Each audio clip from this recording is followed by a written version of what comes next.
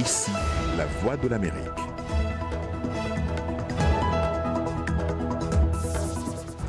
Mesdames, Messieurs, bonsoir. Bienvenue dans Le Monde d'aujourd'hui. Voici les titres de cette édition. La Cour constitutionnelle décide. Au Burundi, le référendum du 17 mai s'est déroulé conformément à la loi. C'est la décision rendue ce jeudi par la Cour constitutionnelle qui avait été saisie par l'opposition.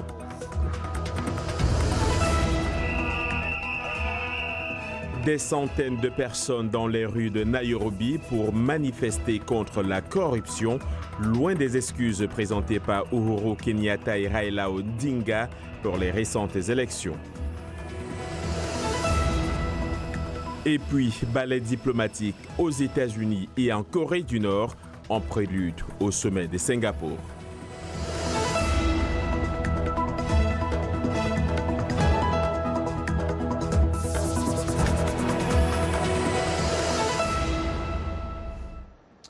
Une fois encore, bonsoir. Ouvrons ce journal par le Burundi où la Cour constitutionnelle a validé ce jeudi la large victoire du oui au référendum du 19 mai. On se souvient que les résultats communiqués par la commission électorale indiquaient que les Burundais avaient approuvé à 73,2% une réforme de la Constitution, laquelle permettrait au président Pierre Nkurunziza, s'il se représentait, de rester au poste jusqu'en 2034. Voici la conclusion de la Cour telle qu'annoncée ce matin à Bujumbura. Dans l'analyse du procès verbal de proclamation des résultats provisoires tel que transmis par la Commission électorale nationale indépendante, a relevé quelques erreurs matérielles et qu'elle a procédé à leur redressement conformément au Code électoral en son article 79 qui dispose « Si la Cour constitutionnelle relève des erreurs purement matérielles et les procède à la rectification des résultats erronés. » Considérant que les erreurs matérielles constatées ne modifient pas substantiellement les résultats provisoires tels qu'ils ont été proclamés, considérant que le recours introduit contre la régularité et le résultat du référendum par la coalition des indépendants à Miseria Barundi a été jugé non fondé, et de ce qui précède, la Cour constitutionnelle décide que le référendum du 17 mai 2018 sur le projet de constitution de la République du Burundi s'est déroulé conformément à la loi. La séance est levée.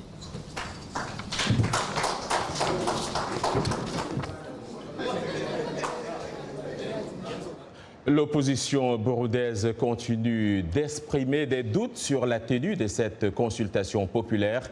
Frédéric Bamvugu-Nuvira, président du FRODEBU, le Front pour la démocratie au Burundi, est avec nous ce soir en direct de Liège, en Belgique. Bonsoir, monsieur.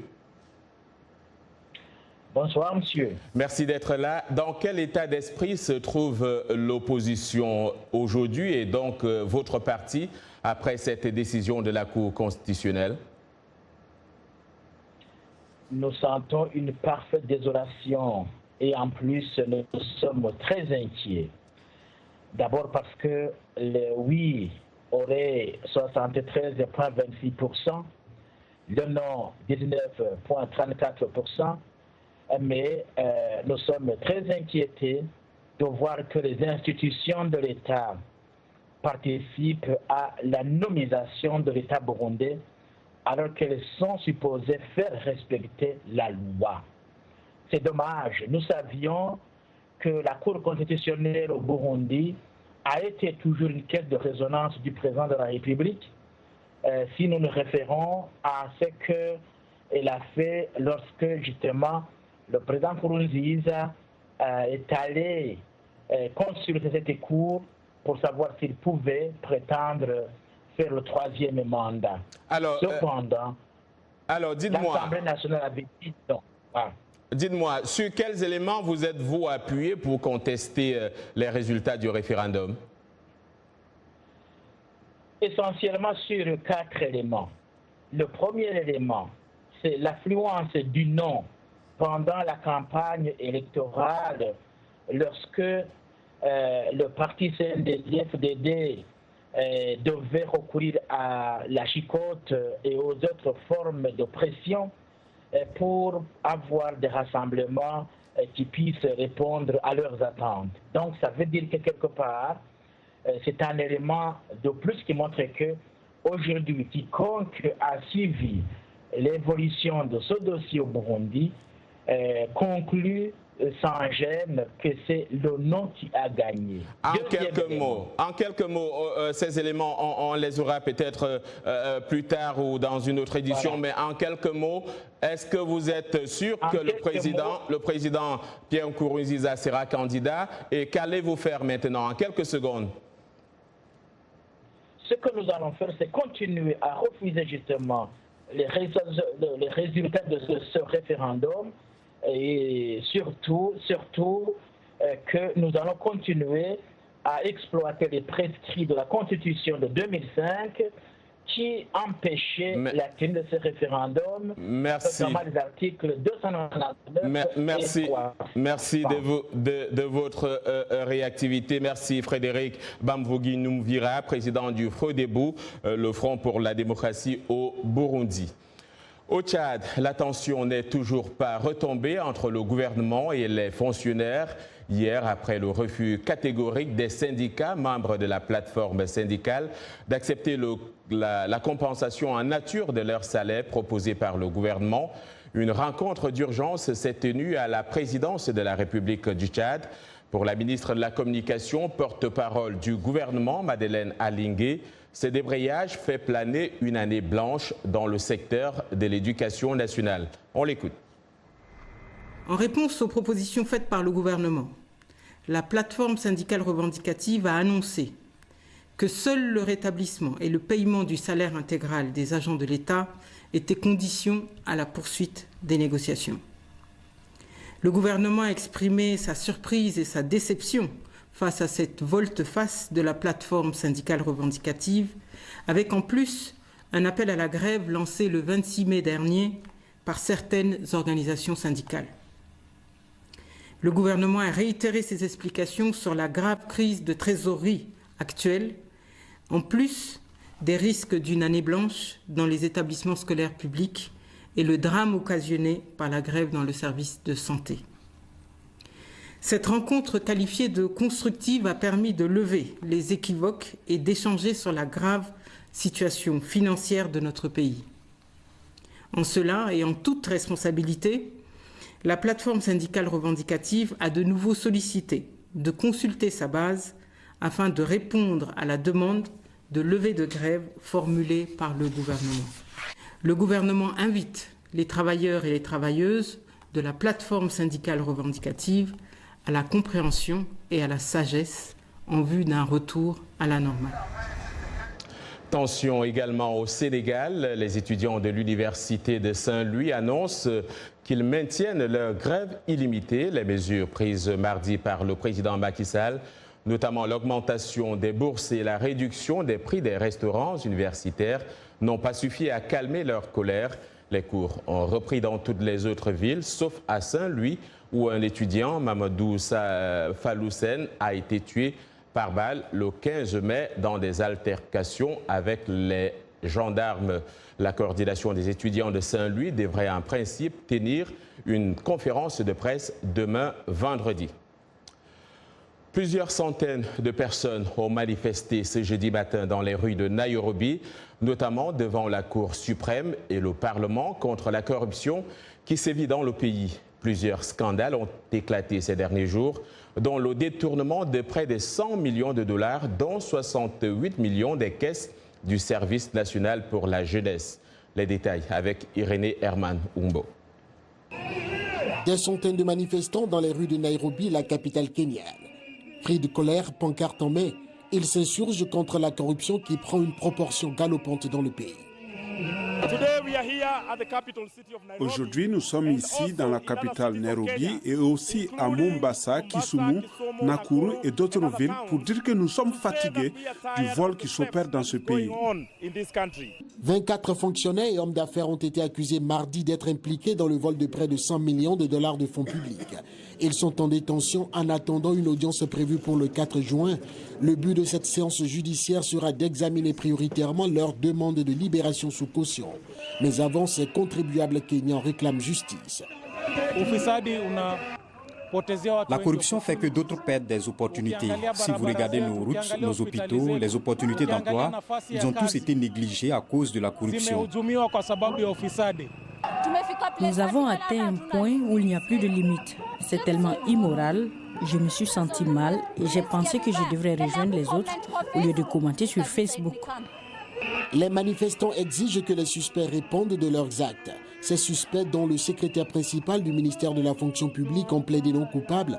Le président Uhuru Kenyatta, souvent accusé d'inaction face aux affaires de corruption, s'est engagé à renforcer les mécanismes nationaux de lutte contre ce phénomène.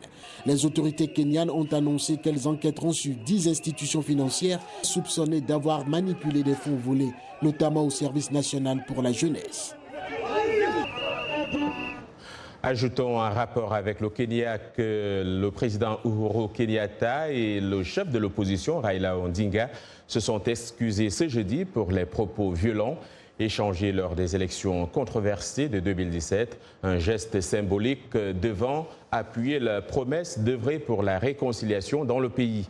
Les deux hommes sont tombés plusieurs fois dans les bras l'un de l'autre dans une ambiance très décontractée à l'occasion de la prière nationale organisé à Nairobi, un événement annuel lors duquel les leaders politiques prient pour la nation. Direction la République démocratique du Congo, dans la province orientale du Tanganyika. Les enfants déplacés font les frais d'une crise humanitaire dévastatrice. Confrontés au manque de moyens, à la faim et à la maladie, ils sont obligés de travailler dès l'âge de 5 ans. C'est un récit de Blanche Sado. Ils ont entre 5 et 8 ans, ils ne vont pas à l'école. Eux, ce sont les enfants victimes du conflit dans la province du Tanganyika, dans le sud-est de la RDC. Ils ont abandonné leur maison familiale avec leurs parents pour se réfugier ailleurs dans des conditions précaires. Le sable est très lourd et nous devons le transporter très loin. Françoise était élève avant que sa famille ne soit déplacée par le conflit. Aujourd'hui, elle travaille avec d'autres enfants qui ramassent le sable des rives du lac Tanganyika. Nous commençons à travailler avant l'aube. Elle prend une pause dans la matinée et revient sur le site de 16h à 19h. Conscients de la vulnérabilité des enfants, les parents disent qu'ils n'ont pas d'autre choix que d'envoyer les enfants ramasser le sable. Non, parents, on ne fait pas de transport, on ne travaille jamais comme ça. On croisait seulement la main, les papas nous donnent à manger. Mais maintenant, comme nous sommes déplacés, nous souffrons quand même d'une façon extraordinaire. Malgré la situation, elle ne perd pas espoir. Je souhaite que nous puissions arrêter de transporter du sable et retourner à l'école. L'Organisation internationale du travail dénonce dans un rapport le lien étroit entre le travail des enfants et les conflits. Certains organismes parlent de 630 000 déplacés par an dans la province du Tanganyika. Les discussions entre le chef de la diplomatie américaine Mike Pompeo et le bras droit de Kim Jong-un ont repris ce jeudi à New York. On fait le point avec Dili Diko. Le secrétaire d'État Mike Pompeo et le général Kim Yong-chol se sont serrés la main ce matin avant de s'installer pour la première des 2 séances de discussion prévues aujourd'hui. Plus tôt dans la journée, le président américain Donald Trump avait tweeté « Très bonne rencontre avec la Corée du Nord », semblant faire allusion à un dîner mercredi soir entre le bras droit de Kim Jong-un et M. Pompeo. Il s'est également montré optimiste pour un possible sommet avec le leader nord-coréen. Je m'attends à recevoir très bientôt un courrier du dirigeant nord-coréen Kim Jong-un. Je suis impatient de lire cette lettre car c'est très important. Ils viendront sûrement vendredi à Washington pour me remettre ce courrier. Alors que les manœuvres diplomatiques entre la Corée du Nord et les États-Unis continuent, Moscou s'immisce dans le processus en proposant de recevoir le leader nord-coréen en Russie. Sergei Lavrov, ministre russe des Affaires étrangères, a d'ailleurs été reçu aujourd'hui pour la première fois à Pyongyang par Kim Jong. Vous regardez Le Monde aujourd'hui, le journal de VOA Afrique en direct de Washington.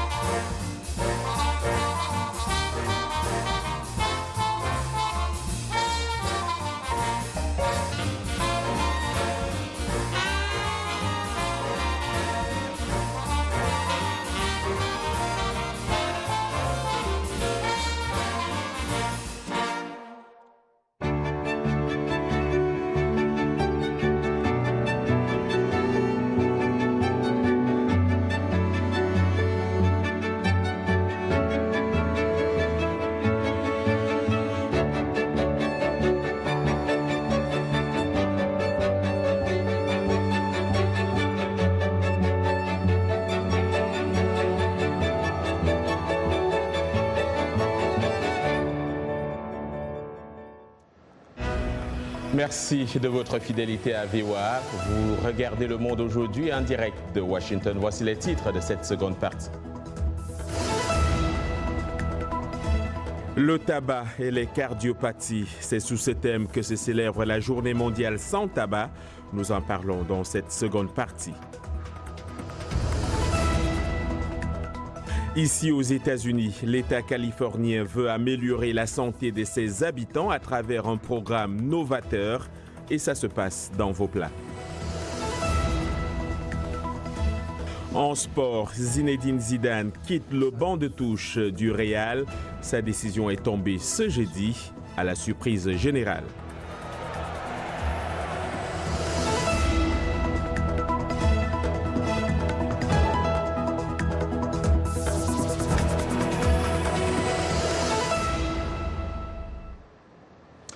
Aujourd'hui, c'est jeudi et comme tous les jeudis dans le monde aujourd'hui, nous parlons santé. C'est avec notre collègue Mohamedou Oumfa, l'un des présentateurs du magazine Votre Santé, Votre Avenir, diffusé donc sur VOA Afrique et nos chaînes partenaires. Bonsoir Mohamedou. Bonsoir John. Alors, 31 mai 2018, aujourd'hui, c'est la journée mondiale sans tabac.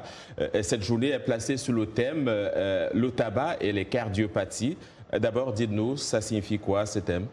En fait, John, les cardiopathies dont on parle ici, ce sont des maladies du cœur. Cardio fait référence au cœur et pathie est mis pour pathologie, qui est synonyme de maladie. En clair, cette année, l'Organisation mondiale de la santé veut sensibiliser les populations davantage quant au lien existant entre le tabac et les cardiopathies et autres maladies cardiovasculaires, y compris les accidents vasculaires cérébraux, les fameux AVC, qui ensemble constituent la principale cause de décès dans le monde. C'est aussi une journée qui encourage la réflexion sur les actions réalisables et les mesures que les gouvernements et le public peuvent prendre pour réduire les risques que pose le tabac pour la santé cardiaque.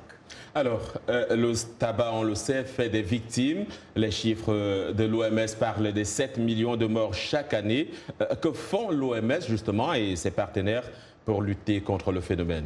Oui, 7 millions de morts, parmi lesquels 900 000 sont des non-fumeurs comme toi et moi, parce qu'il faut dire que de nombreuses personnes sont ce que les spécialistes appellent les fumeurs passifs, des personnes qui inhalent involontairement la fumée du tabac. Alors que fait l'OMS? En fait, il existe une convention cadre pour la lutte anti-tabac et qui est mise en œuvre, cette convention-là, elle est mise en œuvre, l'OMS a introduit en 2008 des mesures appelées Empower. Empower, ce sont des mesures suivantes. Le M qui signifie monitor, surveiller la consommation de tabac et les politiques de prévention. P, protect, protéger la population contre la fumée du tabac. Comme mesure de protection, par exemple, il y a l'interdiction de fumer dans les espaces publics fermés, les lieux de travail et les transports en commun. O, offrir une aide à ceux qui veulent renoncer au tabac. W, warn, mettre en garde contre les dangers du tabagisme, une mise en garde qui se traduit dans certains pays, par exemple, par l'obligation faite aux fabricants de mettre des messages sur les dangers du tabac sur les paquets de cigarettes. E, enforce, qui veut dire faire respecter l'interdiction de la publicité en faveur du tabac, de la promotion et du parrainage des fabricants du tabac. R, raise, qui signifie augmenter les taxes sur le tabac pour faire en sorte que les prix du tabac soient suffisamment élevés pour décourager les fumeurs ou réduire les quantités et qu'ils achètent pour consommer. Voilà donc pour ce qui est des mesures Empower recommandées par l'Organisation mondiale de la santé. Alors Mohamedou, j'ai beaucoup d'amis fumeurs et chaque fois qu'on cause, ils me disent qu'ils vont arrêter de fumer, mais ils ne le font jamais. Qu'est-ce qu'il faut faire pour les aider dans ce sens? Tout à fait. Pour aider, pour y parvenir, il y a des efforts individuels à faire et il y a des efforts collectifs. À cet effet, nous avons interrogé le professeur Jean-Marie Kayembe. Il est pneumologue et il est aussi le doyen de la faculté de médecine de l'université de Kinshasa. Regardez ce qu'il recommande. Les personnes qui veulent arrêter de fumer doivent, sur le plan personnel, s'informer d'abord. Voilà directement mis en cause le rôle des hommes des médias comme vous. Décourager voudrait dire montrer aux intéressés quelles sont d'abord les compositions réelles du tabac et quels sont les divers méfaits qu'il peut avoir sur soi d'abord et aussi sur l'entourage. Mais ces personnes, au-delà de s'informer, peuvent se constituer. Nous avons vu des cercles d'anciens alcooliques, des cercles d'anciens fumeurs. En étant ensemble, on peut partager des expériences. On peut développer des thérapies de groupe qui peuvent permettre à toutes ces personnes d'avoir des moyens alternatifs qui permettront d'occuper l'esprit au lieu de le faire aller dans la dépendance vers les drogues ou vers l'alcool. Merci donc au professeur Jean-Marie Kayembe pour ces explications. Merci à vous, Mohamedou Oumfa. On vous reverra jeudi prochain.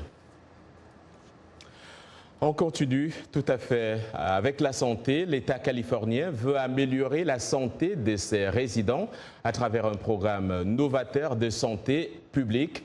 L'objectif, déterminer l'impact d'une nutrition saine sur la maladie et si un menu plus sain peut réduire les coûts médicaux. Un reportage d'Arturo Martinez rendu par Anastasie Tudièche. Le système de santé publique californien commencera à distribuer des repas sains à 1000 patients souffrant d'insuffisance cardiaque congestive ou de diabète de type 2 et un peu d'argent. Les patients, qui font partie d'un programme pilote de 3 ans, recevront un régime personnalisé et une éducation en nutrition. Chaque repas que nous fournissons est médicalement adapté à leur maladie, dans le but de les aider à guérir. Le projet Angel Food est l'un des 6 organismes à but non lucratif qui se partageront 6 millions de dollars du système de santé publique californien pour cuisiner et livrer de la nourriture aux patients inscrits au programme. Si nous gardons quelqu'un à l'extérieur de l'hôpital pendant une journée, cela représente une économie de $5 000 et $5 000 paieront pour tout ce programme pendant 3 mois. Angel Food fournit des repas personnalisés depuis 29 ans sans la subvention de l'État. Marjorie Smith a reçu des livraisons de repas pendant 2 ans. Même si nous recevons de la bonne nourriture, nous avons toujours d'autres problèmes. Mais c'est vrai que le fait de recevoir un repas nutritif, ça aide. Ce programme marquera le début d'un vaste effort de recherche conjointe de l'Université de Californie à San Francisco et de l'Université de Stanford. D'autres études à plus petite échelle ont déjà montré une réduction de 55% des dépenses médicales. Ce qui, en fin de compte, selon les experts, n'est que le résultat de changements simples et sanitaires dans l'alimentation des patients. Les militants des droits de l'homme affirment que dans des camps de déplacés au nord-est du Nigeria, d'innombrables femmes et filles qui vivaient dans des camps de personnes déplacées ont été attirées dans d'autres pays sous de faux prétextes, notamment pour le travail du sexe. Une nouvelle campagne tente d'éduquer les femmes à ces dangers. C'est un reportage à Maïdougouri de Chika Odoua. C'est un récit d'Arzuma Compaoré. Des activistes sillonnent les rues de Maïdougouri pour sensibiliser les résidents sur les dangers du trafic d'êtres humains. Ils s'adressent surtout à ceux qui y sont venus pour fuir le groupe terroriste Boko Haram. Mais même à Maïdougouri, où ils ont trouvé refuge, d'autres dangers prévalent. Nana Abdullahi, une orpheline, vendait des marchandises dans les rues de Maïdougouri pour gagner de l'argent quand elle a rencontré un homme qui a dit qu'il pouvait l'aider. Je lui ai dit que je voulais un travail afin de prendre soin de moi-même. Il a dit OK. Je pensais que nous allions dans un endroit comme Kano. Mais quand nous sommes enfin arrivés, nous étions au Niger. Après un mois de ce qu'elle a décrit comme un enfer, Nana s'est enfuie et est retournée au Nigeria. Il y a environ une douzaine de camps de personnes déplacées dans la ville et le gouvernement dit que les déplacés sont des cibles fréquentes pour les trafiquants. Des gens y vont le soir, prennent des jeunes filles et s'en vont avec elles.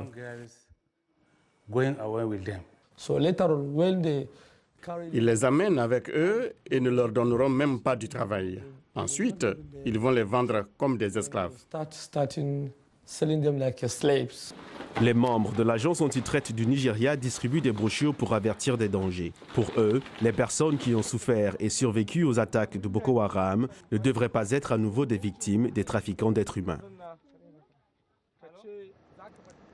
Et c'est l'heure du sport. Fidèle au poste, Yacouba Ouedraogo est parmi nous. Yacouba, bonsoir.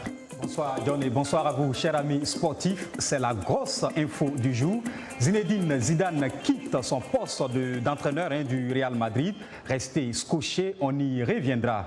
En attendant, bonne nouvelle pour le Pérou. Guerrero va pouvoir disputer le mondial. Le tribunal fédéral suisse, devant lequel le capitaine du Pérou a fait appel de sa suspension pour dopage, a accordé l'effet suspensif à son recours contre la décision rendue par le tribunal arbitral du sport. Le tribunal fédéral suisse, qui n'a pas encore reçu les motivations de la décision du TAS, jugera sur le fond après le mondial. Le Pérou, versé dans le groupe C, affrontera la France, le Danemark et l'Australie. D'abord suspendu 6 mois pour un contrôle positif à la cocaïne, eh bien, il avait été suspendu, il avait fait appel de cette décision, disons, demandant son annulation. Et puis, nous parlons du marché des transferts. Le Sénégalais Dembaba retourne en Chine après avoir passé 6 mois dans le club turc de Götstep. Eh bien, l'attaquant sénégalais retrouve le championnat chinois. À 33 ans, il revient au Shanghai Greenland. Par le passé, l'ancien joueur de Chelsea avait été sous contrat avec cette même formation pour 2 ans et demi. Dembaba, il faut le rappeler, a marqué 7 buts en 13 matchs joués sous les couleurs de Götstep. Du basket, ça se passe ici aux États-Unis. Golden State est toujours privé d'Iguodala pour la finale NBA qui démarre ce soir. Le champion en titre et grand favori pour le doublé a annoncé qu'il sera privé d'André Iguodala pour le coup d'envoi de la finale 2018. Merci Yacouba. On ne vous quitte pas tout à fait. Il faut savoir quitter les choses avant qu'elle ne vous quitte. C'est ce que Zidane vient de dire, apparemment.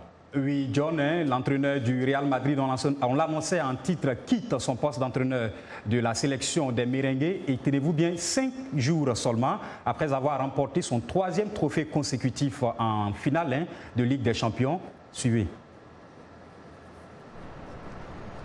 Qui aurait cru à un tel retournement de situation?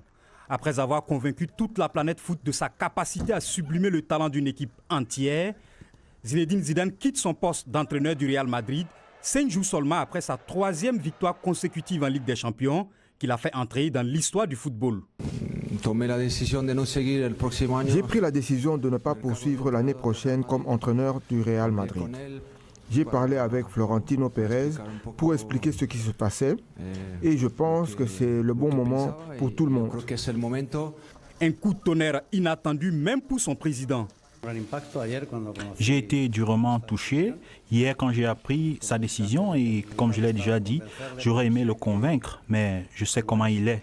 Et la seule chose que je peux faire est de lui offrir ma tendresse, mon soutien, ma reconnaissance et me souvenir de lui.